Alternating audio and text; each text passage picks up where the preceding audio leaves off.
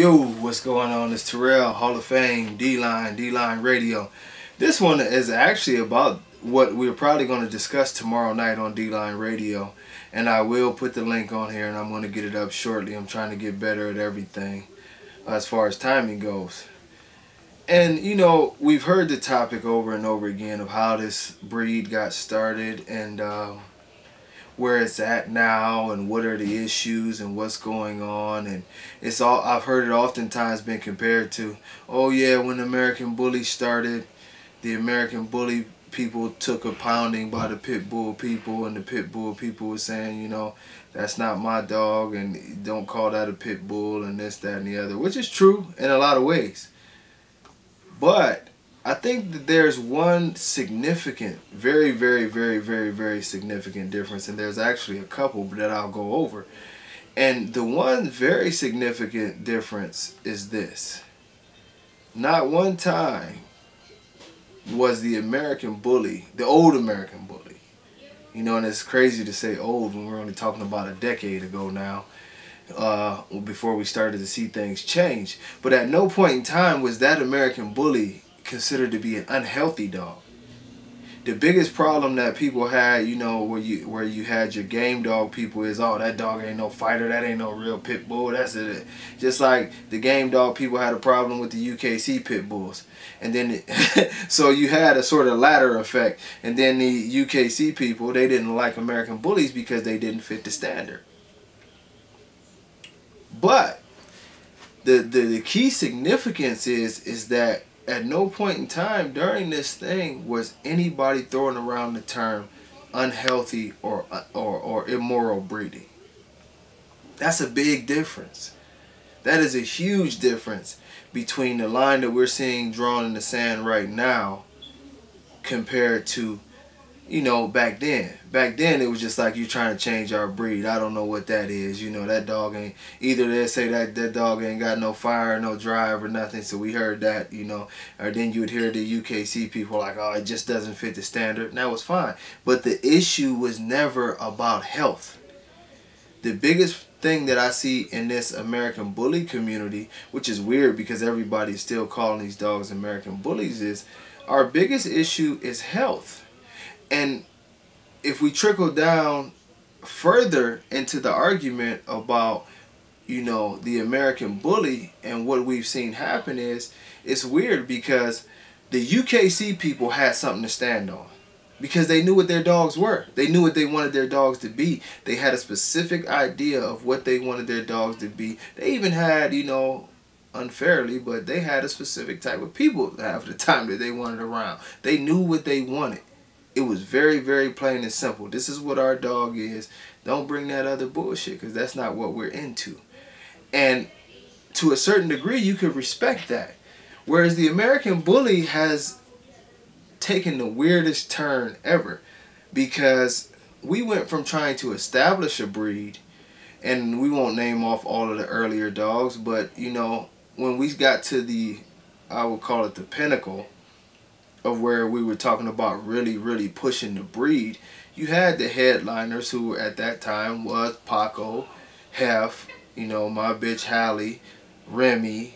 You know, you had some boys there, and that was all from the Edge family, but you still had dogs like, you know, 21 Black Jack and Black Ace, and you had dogs that were leading the charge as far as what the American Bully was, you know, Monster, and we could keep naming names if we go on the, you know, East Coast, West Coast. Everybody had dogs.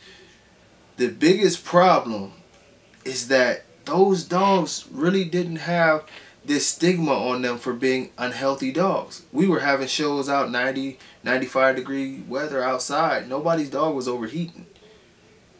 Now, we have these people and they keep using this term that the breed is evolving and it's getting better in this. But how can it be getting better and how can it be evolving if you've never perfected it? And that's the biggest difference. Game dog people, whether you respect it or not, and I've never fought a dog in my life, I don't believe in it, but it is what it is. They knew what they were doing. They perfected what they were going, they were building. UKC, they know what type of dog they wanted. Just like the AKC, they knew what type of dog they wanted. They had something to identify. The biggest mistake that has been made in our breed is that it's a breed that people just don't know what they want. Every dog is acceptable. Every dog comes in. Then you hear the arguments and, you know, oh, well, this is an American Bully still because it's this and that and the other. That would never happen anywhere else but here, because this is the one place where people feel free to do whatever it is that they want to do. That's what the biggest initial argument that we will always have with the American Bully is, what is an American Bully? We used to know what it was. It had an identity. Now it doesn't. You know, and it's always an excuse made for the American Bully. It's always an excuse made for an American Bully, you know. It's a constant regression instead of progression, you know. I own the first pocket. Well, I own the first dog to win the championship, period. But she was a pocket. And later on, we got the standard written after her and Paco and a few other dogs, you know. But it amazes me to see nowadays, back then, the pocket wasn't allowed to have a bad bite. It wasn't allowed to have a bad feet. It wasn't allowed to have a slightly high rear. None of that. Either you had it or you didn't. But somewhere along the way, we've lost our course to the fact that now, oh yeah, well, because these breeders are so terrible and they can't make a good dog, the dog can have a slight underbite. The dog can have slightly bad feet. The dog can have a slightly high rear. How is that a progression of the breed if the original dogs didn't have these flaws, but now you're allowing them with the newer dogs? You're not raising the bar, you're lowering the bar of what the dog is supposed to be. This is the biggest argument of all times, and this is the biggest difference of all times. For those who hated American Bullies before and hated pit bulls before them, and you know, all of that different stuff, at least you knew exactly what you were looking at. Inside of our own breed, there's like 90 different types of dogs. And the worst part about it is that it's an evolving door. It just keeps on going, keeps on going, keeps on going, keeps on going. And now almost anything is acceptable. And I mean, I hate to say it, but in my honest opinion right now, there's no such thing as an American Bully. I mean, it hurts to say it. But it's really, it's no such thing as an American Bully under a covered stance that we would just cover everything. It's not.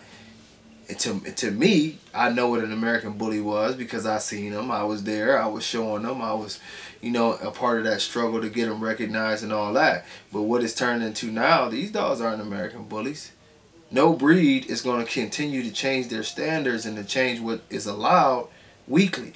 And allowing different things and trying to make different things weekly. We've only been at this thing for a little over a decade as far as actually trying to establish it as a real breed, and it's changed significantly every time. That is your key difference between what people argue about as a pit bull and an American Bully. Pit bull breeders, and even though pit bull is a generic term, but let's just say the UKC pit bull people, they know what they want.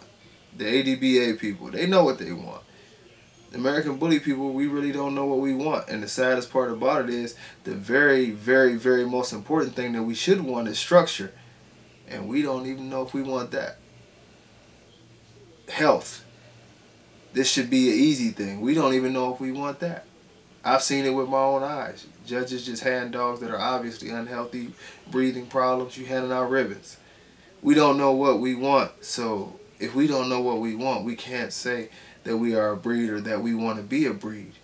This is just a gigantic meet and greet for anybody who decided to breed anything. And then there'll be some person to say, I think I like that one. It's not a breed, people. And I hate to say that, but what's going on now is just not a breed. That is my opinion on that. I could go for years, trust me. I'll holler at y'all on the next one.